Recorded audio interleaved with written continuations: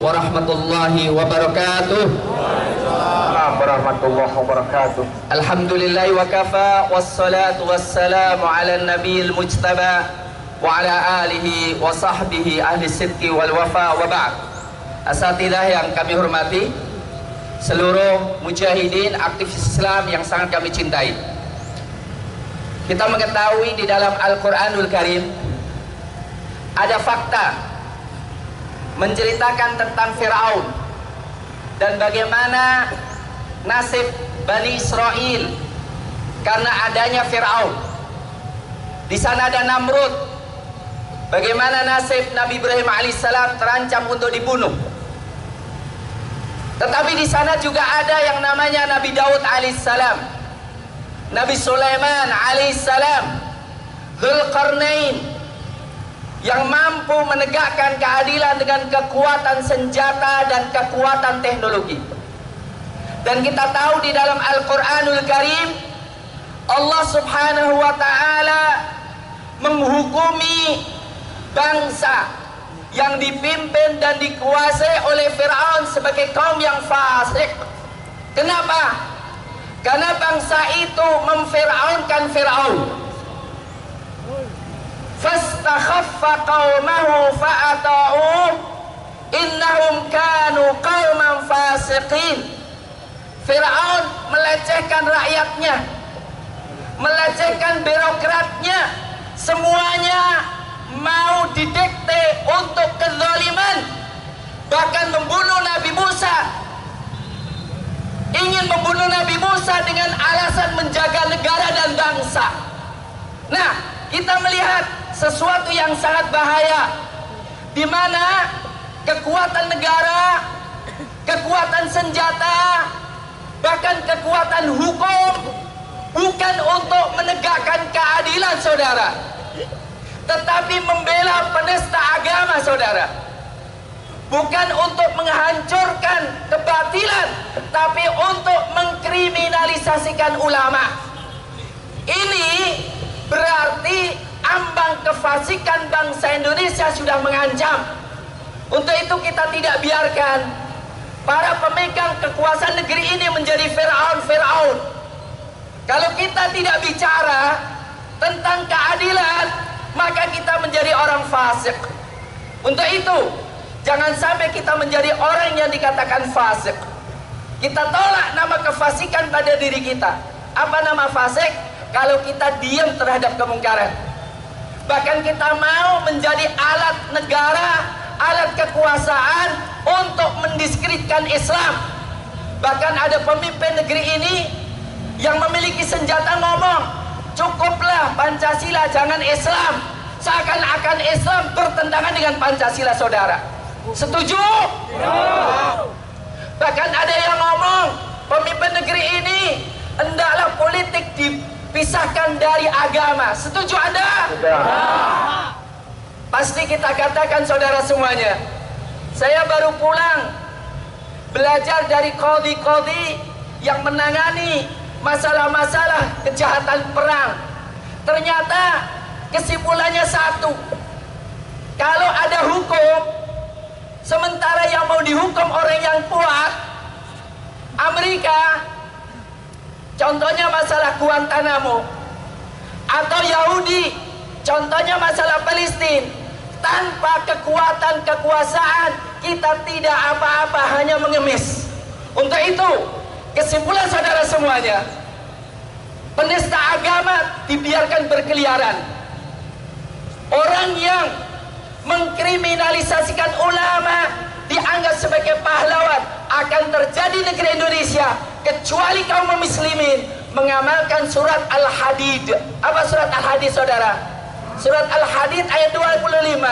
Kebenaran hanya tegak dengan Al-Quran wahyu, dan dengan timbangan, dengan hukum yang benar, dan hanya dengan besi. Yang besi itu kekuatan senjata, saudara. Al-Quran, hukum yang benar tidak akan berlaku kecuali ada besi, saudara. Apa itu besi? Besi itu senjatanya tentara, saudara semuanya. Allahu Akbar. Untuk katakan Bapak polisi dan Bapak tentara yang datang di sini dan Bapak penguasa di sini, kalau Anda ingin yang menjadi mulia, maka belalah kebenaran. Senjata Anda dibeli oleh rakyat dalam rangka menegakkan keadilan. Allahu Akbar. Allah. Yang kedua, harus ada kekuasaan dan teknologi. Untuk itu, cukuplah bangsa Indonesia sengsara karena memilih presiden yang cenderung kepada komunis. Cukuplah saudara semuanya mengangkat presiden, mengangkat menteri, mengangkat DPR yang melindungi komunis dan koruptor. Allahu Akbar. Untuk itu kita harus simpulkan, ke depan kita harus menguasai dan memahami Al-Quran dan wahyu Allah serta hukum Islam yang benar. Yang kedua, kita harus sadar kekuasaan harus di tangan seperti Nabi Musa alaihissalam, seperti Nabi Sulaiman alaihissalam, seperti Nabi Dawud alaihissalam. Dan kita harus memiliki teknologi persenjataan dan teknologi yang persenjataan yang harus di tangan kita. Internet harus di tangan kita, televisi harus di tangan kita, radio harus di tangan kita. Itu kalau kita ingin merubah. Karena apa? Kalau kita ingin menegakkan keadilan dengan menanti iblis, mustahil saudara. Kalau kita ingin menegakkan keadilan dari Fir'aun, mustahil saudara. Untuk itu kita harus paham, kita sebagai kaum muslimin tidak akan ridho kecuali dipimpin oleh presiden sampai RT, orang yang pantas menjadi imam kita dalam sholat. Setuju?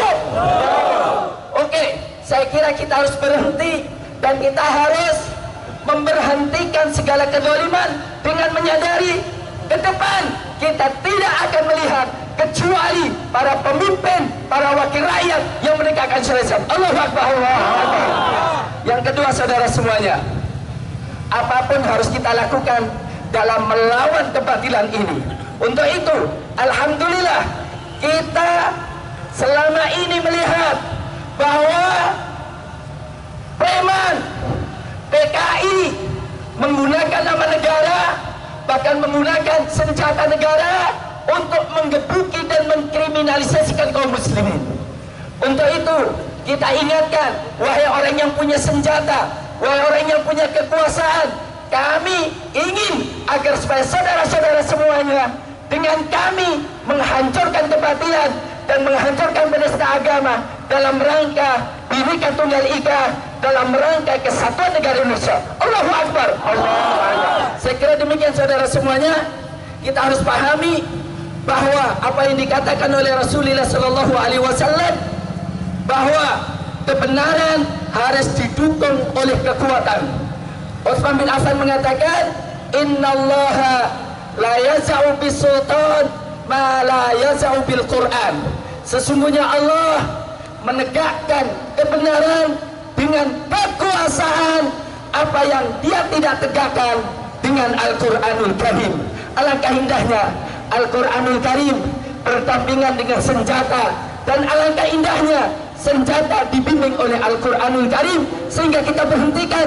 Jangan sampai Ustadz Abu Bakar lama-lama di penjara, jangan sampai dilanjutkan Habib Rizik dikriminalisasikan, dan jangan sampai saudara kita yang kita cintai Ustadz Bakhtiar Nasir dikriminalisasikan. Kita berhentikan kriminalisasikan dengan berdakwah, dengan membangun kekuatan.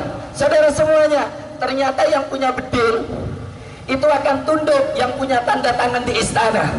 Untuk itu, biarkan yang punya bedil tetap memegang bedilnya, tapi satu saat kita harus kuasai mereka dan kita bimbing mereka untuk menghancurkan kebatilan. Saya kira demikian. Mari kita berdoa kepada Allah Subhanahu wa taala.